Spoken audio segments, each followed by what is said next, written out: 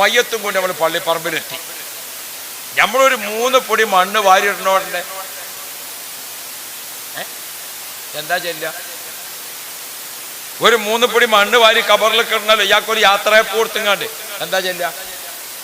മിൻഹാ ഖലഖനാക്കും. അത് ആയത്താണോ അല്ലേ? അത് ഖുർആനാണോ അല്ലേ? കബറിലേക്ക് മണ്ണ് വാരിയിടല് മരിച്ചതിന് മുമ്പോ ശേഷം? എപ്പോഴാ? അപ്പം മരിച്ചിട്ട് ഓതാൻ പറ്റൂല എന്ന് പറഞ്ഞാൽ ഇവരൊക്കെ കബറിലൊക്കെ മണ്ണ് വാരിയിടുമ്പോൾ പിന്നെ ഈ ആയത്ത് ഓതാൻ പറ്റും? ഇത് മരിച്ചതിന് ശേഷമല്ലേ? ഞാൻ പറയണില്ല. നമ്മൾ പാർട്ടി മാറുക, ആശയം മാറുക എന്നൊക്കെയാണ് പറയാൻ എളുപ്പമാണ്. എവിടേക്കാണ് ഈ മാറുന്നത് എന്ന് ആലോചിക്കണ്ടേ? എന്തൊക്കെയാണ് ഈ മാറുന്നത്? ഒരാൾ മരണപ്പെട്ടാൽ എന്തൊക്കെ ചെയ്യാം അത് പഠിപ്പിക്കുന്നതാണ് മയ്യത്ത് നിസ്കാരം. മയ്യത്ത് നിസ്കരിക്കാൻ വേണ്ടി നിന്നാൽ നമ്മൾ എന്താ ചെയ്യണത്? ഉസല്ലിൽ ഫർള അലാ ഹാദൽ മയ്യത്തി. ഞാൻ ഈ മയ്യത്തിന് വേണ്ടി നിസ്കരിക്കുകയാണ്. ആർക്ക് വേണ്ടിയാണ് നിസ്കരിക്കണത്? മയ്യത്തിന് വേണ്ടിയാണ് നിസ്കരിക്കുന്നത്. മയ്യത്തിന്റെ പേരിൽ നിയ്യത്ത് ചെയ്തുകൊണ്ട് ചെയ്യാം എന്നാണ് നിസ്കാരം പഠിപ്പിക്കുന്നത്. ഇങ്ങനെ നിസ്കാരത്തിനാണ് നിന്നാൽ ആദ്യം ഏതാ? അല്ലാഹു അക്ബർ ദിക്റാൻ. മയ്യത്തിന് വേണ്ടി ദിക്റെല്ലാം. ഒന്നാമത്തെ തക്ബീറത്തുൽ ഇഹ്റാം ചൊല്ലിയാൽ എന്താ വേണ്ടത്? ബിസ്മില്ലാഹിർ റഹ്മാനിർ റഹീം. മരിച്ചവർക്ക് ഖുർആൻ ഓതാം.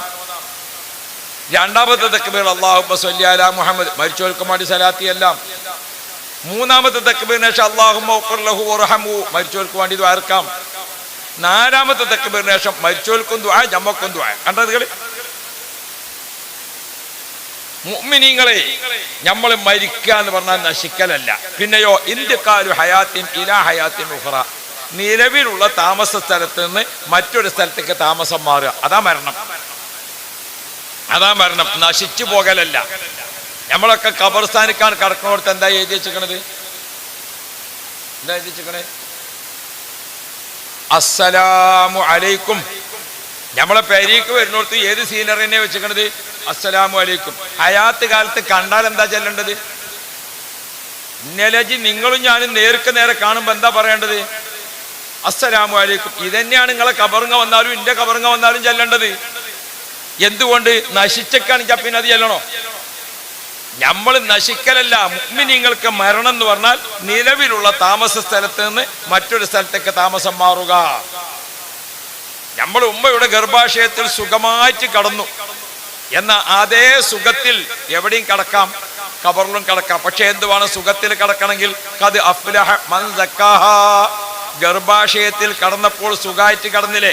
ആ കടത്തം ഖബറിൽ കടക്കണോ? നീതി തിരഞ്ഞെടുക്കണം, സത്യം തിരഞ്ഞെടുക്കണം, ധർമ്മം തിരഞ്ഞെടുക്കണം, നല്ലത് തിരഞ്ഞെടുക്കണം.